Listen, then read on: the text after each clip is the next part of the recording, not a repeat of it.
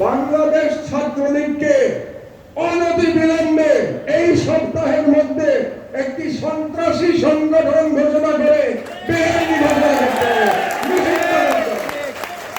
বাংলাদেশে গত 16 বছরে যত সন্ত্রাসী কর্মকাণ্ড ঘটেছে তার জন্য একতরফাভাবে বাংলাদেশ ছাত্রলীগ দায়ী।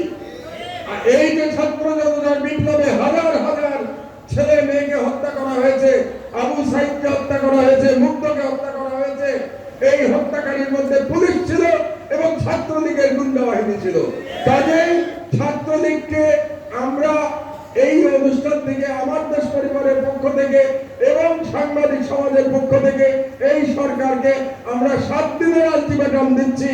7 দিনের মধ্যে ছাত্রলীগকে সন্ত্রাসী সংগঠন করে নিষিদ্ধ ঘোষণা করতে হবে, অন্যথায় আমি সাংবাদিক সমাজকে মাঠের সাথে নিয়ে আমরা রাজপথে আন্দোলন শুরু করব।